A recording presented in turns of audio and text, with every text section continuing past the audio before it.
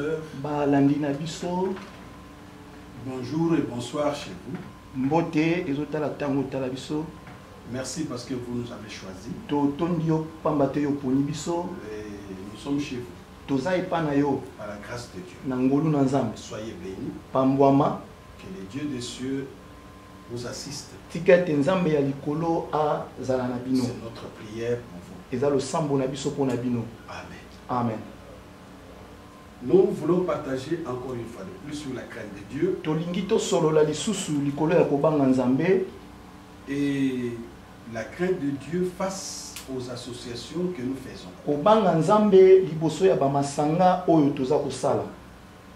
Parce que parler de la crainte de Dieu,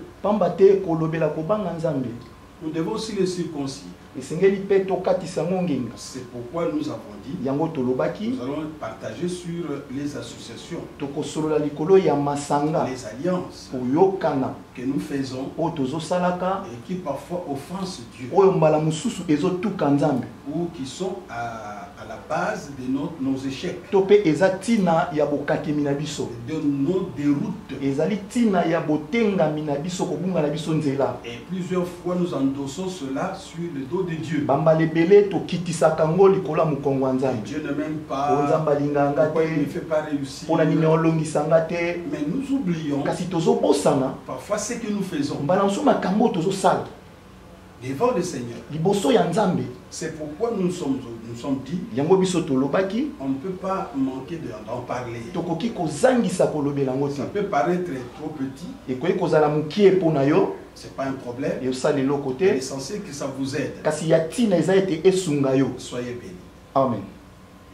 Nous allons lire dans le livre de 2 Chroniques, au chapitre 20, verset 31, au verset 32, et nous allons sauter de verset 35 à 37. Nous lisons au nom de Jésus. Josaphat régna sur Juda. Il avait 35 ans lorsqu'il devint roi, et il régna 25 ans à Jérusalem. Sa mère s'appelait Azouba, fille de Shilshi. Il marcha dans la voie de son père Asa et ne s'en détourna point, faisant ce qui est droit aux yeux de l'Éternel. Seulement, les geôliers ne disparurent point, et le peuple n'avait point encore le cœur fermement attaché au Dieu de ce père. Verset 35. Après cela, Josaphat, roi de Juda, s'associa avec le roi d'Israël, Akazia, dont la conduite était impie. Il s'associa avec lui pour construire des navires destinés à aller à Tarsis. Et ils firent des navires à Esjon-Guiber. Alors Eliezer, fils de Dodava, des maréchals, prophétisa. Que le nom du Seigneur soit béni. Amen. La Bible nous démontre que Josaphat craignait Dieu. Il a marché sur le voie de son père. Et comme le peuple n'était pas très bien affermi à cet âge, et malgré le travail qu'il avait fait de purification, il est resté encore de hauts lieux. Mais il craignait vraiment Dieu. De l'autre côté, on nous montre un Akazia, roi d'Israël. Lui, il était méchant. Il ne craignait pas Dieu. Et la Bible dit, les deux personnes se sont associées pour faire le business. Ils ont fabriqué, ils ont monté, ils ont mis en place des navires de commerce. Donc ils avaient besoin des entreprises. Ils ont monté des entreprises. Ils ont consulté leur business entre les deux rois. Mais l'un craignait Dieu et l'autre ne le craignait pas. C'était Akazia. Alors Dieu n'était pas d'accord avec cette association.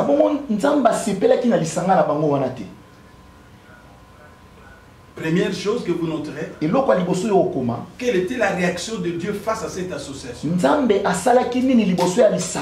Tout ce que nous pouvons faire, c'est Dieu qui détermine l'essence. C'est la parole, la dernière parole appartient à Dieu. Regardez ici, la première chose que nous noterons, Dieu brisa. Dieu a brisé tous ces navires. Béni soit le nom de l'Éternel. Amen. Pourquoi Dieu a détruit ces navires? Dieu n'a pas voulu à ses cœurs que Akazia profite de la crainte de l'Éternel qu'avait Josaphat. Parce que la fois passée nous avons dit, quand quelqu'un craint Dieu, Dieu le rend prospère. Nous avons donné l'exemple des femmes, des sages femmes des Égyptiens qui ont agi dans la crainte de Dieu, et Dieu a rendu prospère leur maison. De même, nous avons conclu en disant que chaque fois que quelqu'un craint Dieu, l'Éternel le rend prospère. Ce n'est pas par la prière, mais par votre marche avec Dieu. La prière nous permet de nous approcher de Dieu, de garder notre contact avec notre Père, notre relation avec Dieu, causer avec notre Père, et demeurer dans sa présence. De même aussi les jeunes, quand nous jeûnons, c'est pour que ce corps physique puisse être anéanti et laisser place à l'homme intérieur, que cet homme intérieur domine. Nous ne jeûnons pas pour avoir des maisons, pour avoir des choses matérielles. D'ailleurs, le véritable jeûne, c'est pour libérer les captifs, libérer ceux qui sont sous les jougs du méchant. Voilà ce que dit Ésaïe 50. Soyez bénis. Amen. Donc, il y a certaines choses qu'on peut acquérir facilement seulement avec la crainte de Dieu. Parce que la crainte de l'Éternel, c'est le fondement. Et tout le reste s'ajoute après. Quand nous avons la crainte de Dieu, on peut prier maintenant. On peut jeûner maintenant. On ira de l'avant. Et tout ce que vous demanderez en priant, Dieu va vous donner. Même quand vous pensez seulement. Parce que c'est lui-là qui donne. Vous l'aimez. Vous le cherchez. Vous le craignez.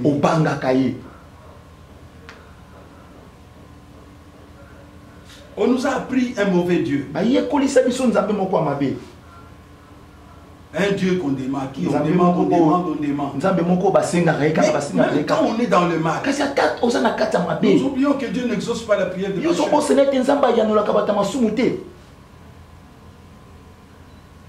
Quand bien même il nous donne tous le soleil. Béni soit le nom de l'Éternel. Amen. Alors Josaphat, pardon, n'a pas profité de ces bateaux-là, de ces navires qu'ils ont fabriqués avec Akazia. Dieu ne lui a pas permis de profiter de ce business. Parce que si Dieu bénissait ce travail-là,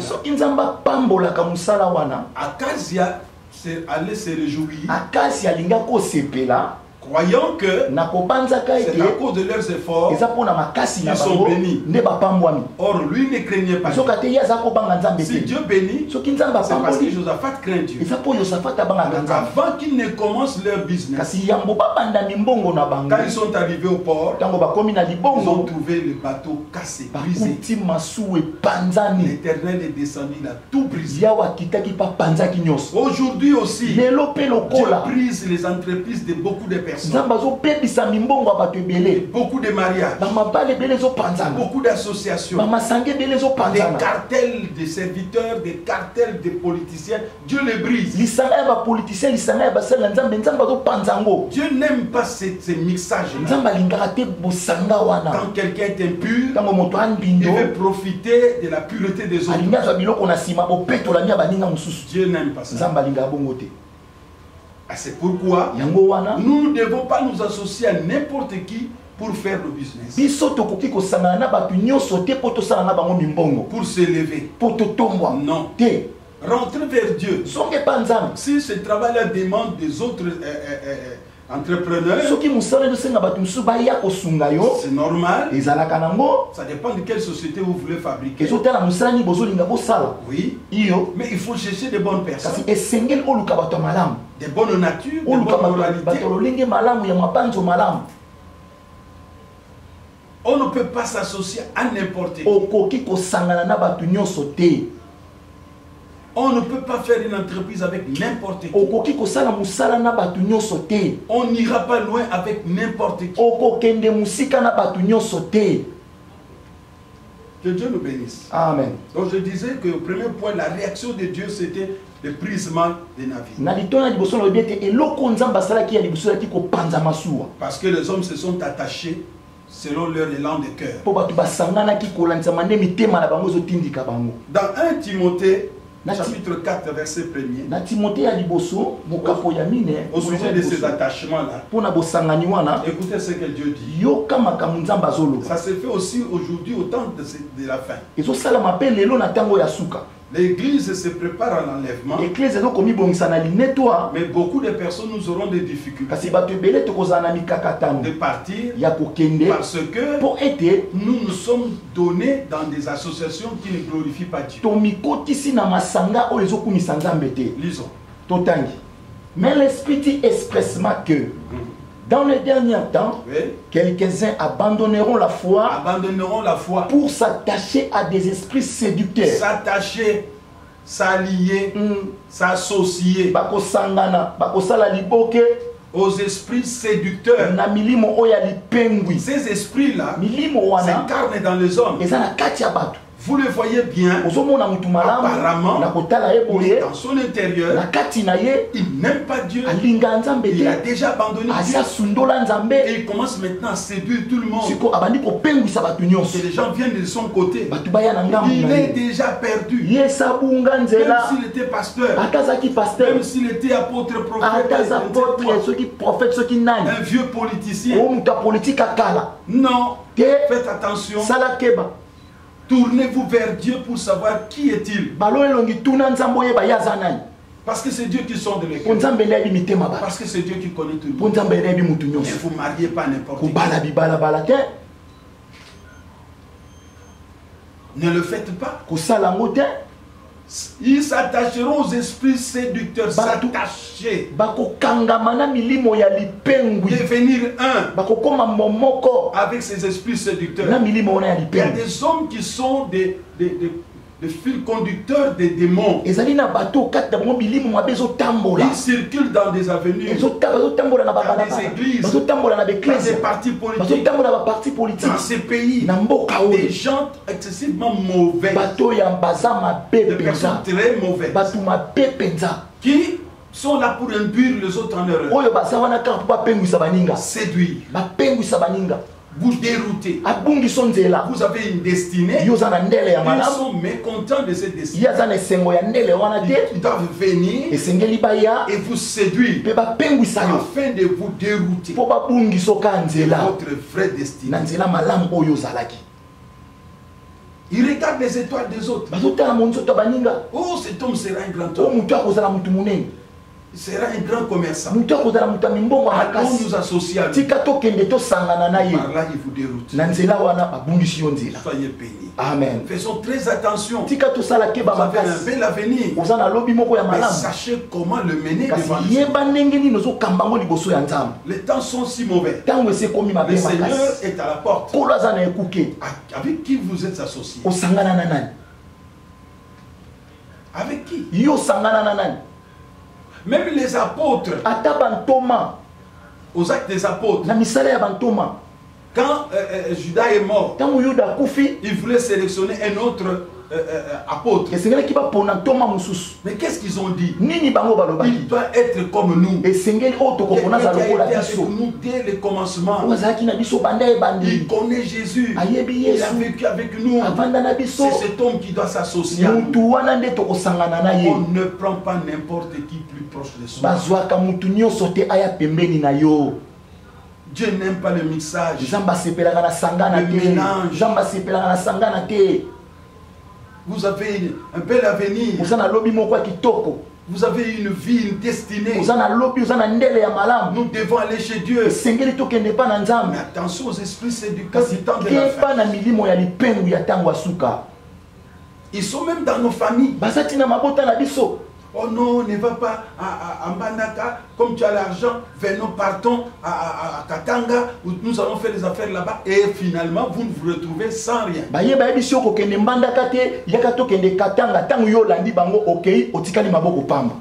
Béni soit le nom de l'Éternel. Amen. 2 Timothée.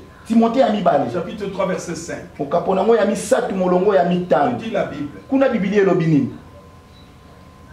Ayant l'apparence de la piété, ces gens-là qui ont l'esprit séducteur, ils ont l'apparence de la piété. Vous voyez habillé classiquement, ils parlent bien, mais ce sont des paroles de séduction qui vous flattent pour vous dérouter, tuer votre ministère. Non, est-ce que boire c'est mauvais? Nous sommes des hommes de Dieu. Nous pouvons tout faire. Nous sommes sous la grâce. Nous avons connu le Seigneur. Des paroles très très mauvaises qui nous met hors du commandement de l'Éternel. Quel que soit son acte dans le Seigneur, quel que soit ce qu'on est, nous devons respecter les commandements de Dieu. C'est ça aimer Dieu. C'est ça craindre Dieu. Ce n'est pas parce qu'on a demeuré longtemps avec Dieu qu'on commence à fabriquer n'importe quoi. Comme si vous êtes devenu Dieu. Nous ne sommes pas des dieux créateurs. Nous sommes des dieux créés. On nous a fabriqués. Ayant l'apparence de piété, qu'est-ce qu'il faut? Mais régnant ce qui en fait la force. Oui, leur vie, ces séducteurs-là, ils régnissent ce qui fait la force de la piété. La force de la piété, c'est Jésus. C'est la parole. C'est la crainte de Dieu. Ils régnissent ça. Et ils veulent qu'on s'attache à eux. Et pour pouvoir nous voler la vedette, alors ils viennent avec un esprit doux. Comme si c'était des hommes bien. Ils doivent nous aider à nous épanouir. Non. Quelqu'un me disait, apôtre béni, et ce que tu as fait c'est beaucoup. Nous devons t'aider à t'épanouir encore. Je dis non, je suis déjà épanoui. L'œuvre n'était pas comme ça. J'étais sous les manguiers.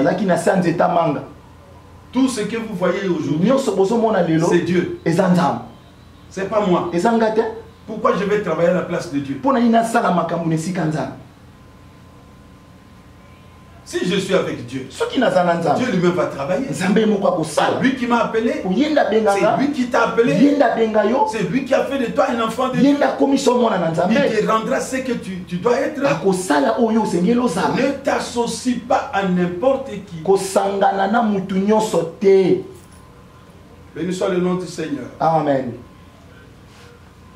Nous allons voir quels sont les objectifs de ces gens-là. De ces associations. Pourquoi les gens s'associent aux autres? Écoutez, c'est pour devenir. Point.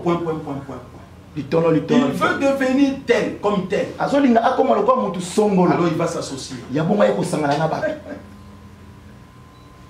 C'est terrible. Il y a encore, il veut avoir ceci ou cela. Et il s'associe. Être, il veut encore être. Être, alors il s'associe. Et ou encore il veut réaliser ceci ou cela. Alors il s'associe aux autres. Ils ne connaissent pas leur origine. Vous savez pas ce qu'ils viennent chercher dans votre vie. Béni soit le nom de l'Éternel. Amen. Mais sachez que Dieu va briser. Dieu a brisé beaucoup d'entreprises. Dieu a brisé beaucoup de mariages. Dieu a brisé beaucoup de choses. Il brise parce qu'il ne veut pas profiter à n'importe qui de sa grâce. Dieu est à côté de ceux qui le craignent. Au deuxième point, nous voyons, Dieu détruit les alliances mixtes. Genèse chapitre 6, verset 4 à 7. On va lire pour nous rapidement. Les géants étaient sur terre à ce temps-là.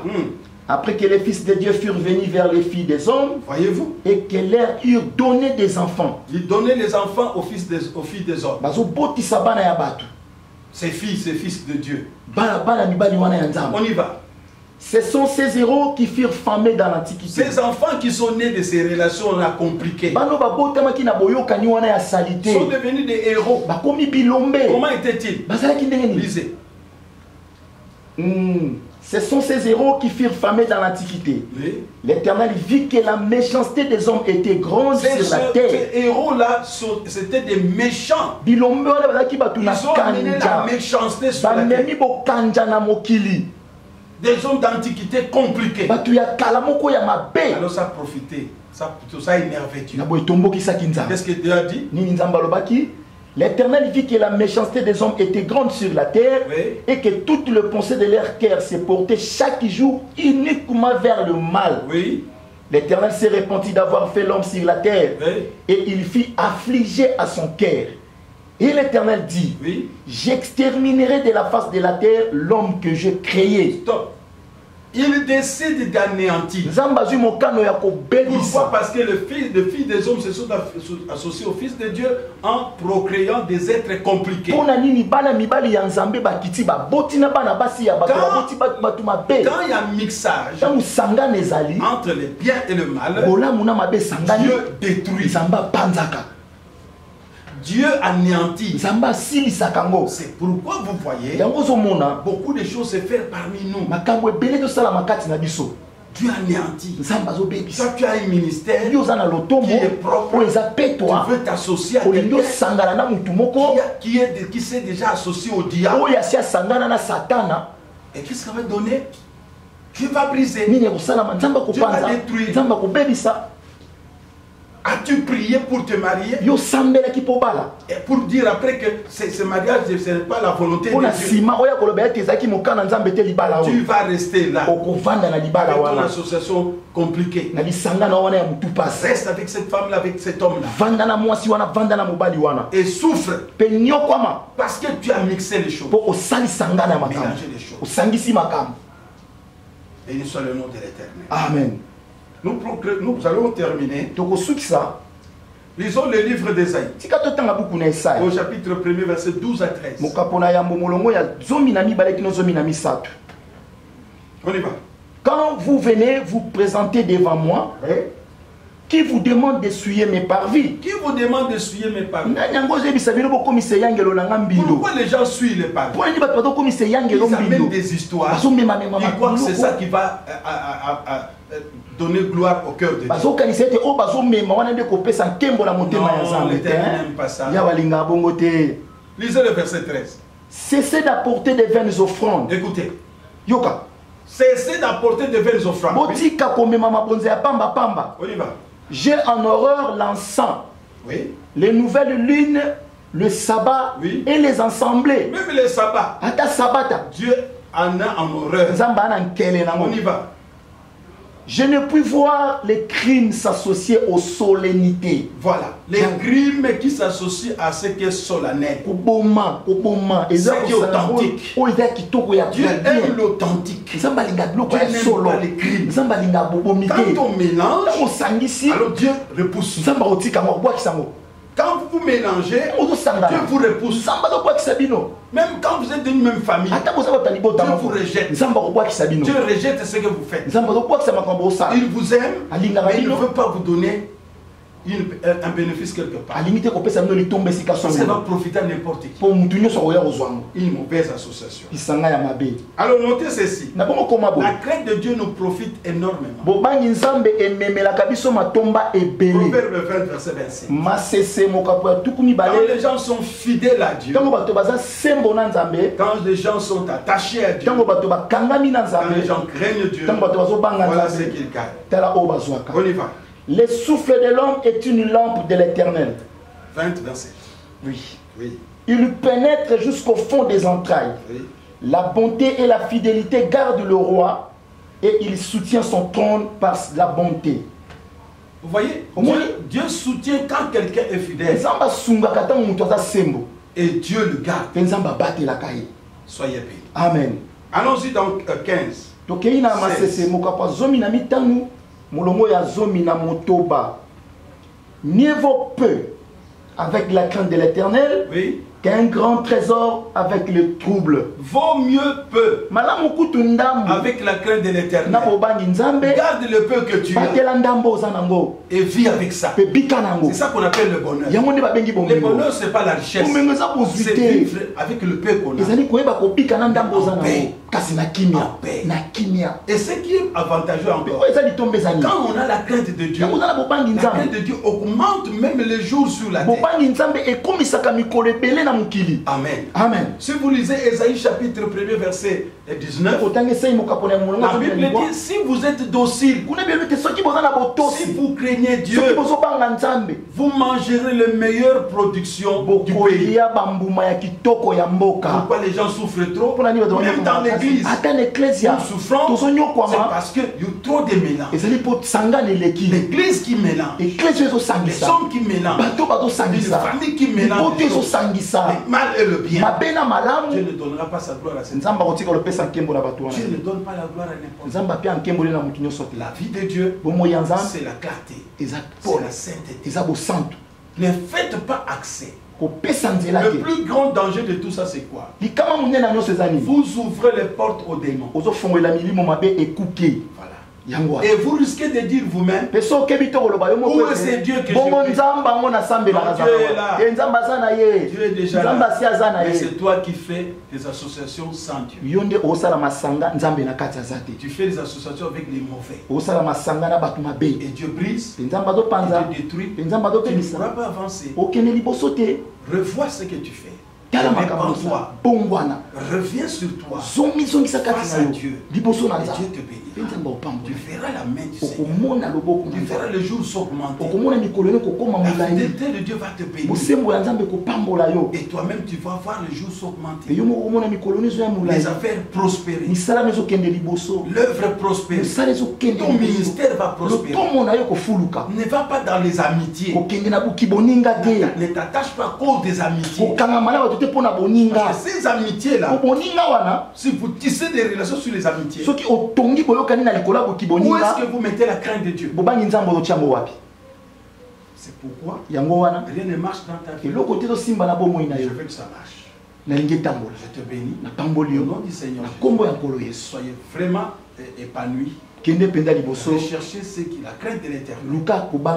Et vous verrez la main de Dieu. Seigneur, notre Dieu Tout-Puissant, nous bénissons ce peuple et nous bénissons l'avenir de tes enfants. En ces temps si difficiles, éloigne-nous des esprits séducteurs, de sorte que tu viennes vers nous et tu agisses toi-même librement parce que nous t'aimons. Merci Seigneur parce que nous avons choisi la crainte de l'Éternel. Et chaque fois que nous voulons nous associer à quelqu'un, Nous te prierons pour savoir où marcher. Pour ne pas tomber comme Josaphat a perdu ce business.